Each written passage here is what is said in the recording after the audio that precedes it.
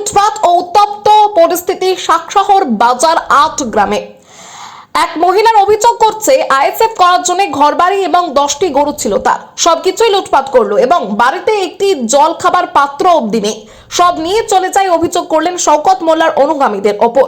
তারপর পুলিশ প্রশাসনকে খবর দেওয়া হয়, তাদের নামে কেস করলেন এবং পুলিশ প্রশাসন কোনো স্টেপ নিচ্ছে না। আরো কি বলছেন দেখুন বিস্তারিত খবরে।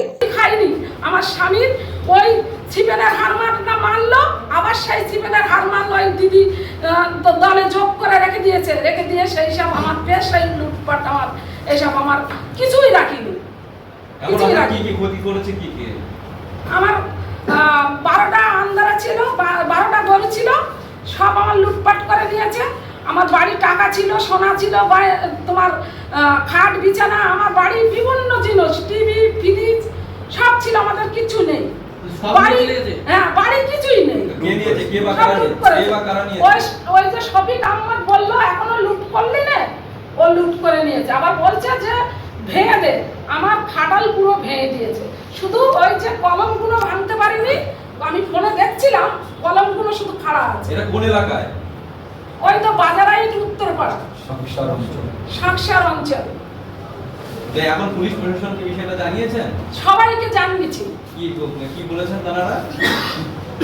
কোনো উত্তর পাচ্ছি না। আমরা কেস দিয়েছি, কেসের কোনো উত্তর পাচ্ছি না। আমরা তো থানায় যেতে পাচ্ছি না ভাই। আমাদের মেয়ে ওখান থেকে আবুজার ডাক্তারের কাছ থেকে ওখান থেকে মেরে ওই যে শওকত মোল্লার ওই নাচিবুম আছে না, ওইখানে আমাদের নিয়ে গিয়েছে, নিয়ে সেখানে আমাদের রেখে দিয়েছে, কোনো ট্রিটমেন্টই হয়নি।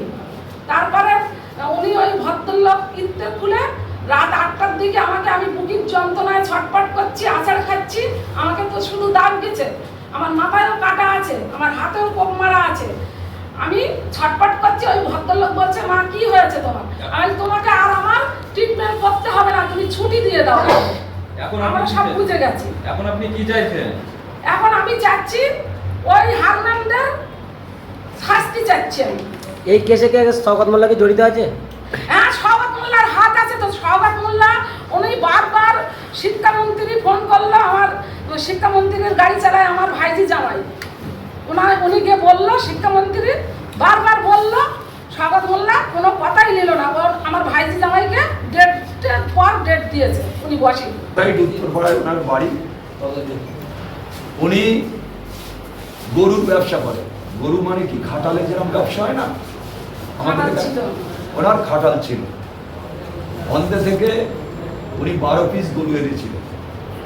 সেই গরুগুলোর দাম ঈদের সময় দাম 4.5-5 লাখ টাকা বা 6 লাখ টাকাও বিক্রি হয় না, বেশি। আমি একটা গরু কিনেছিলাম 1,10,000, 1,05,000 এরকম করে আমি গরু কিনেছিলাম।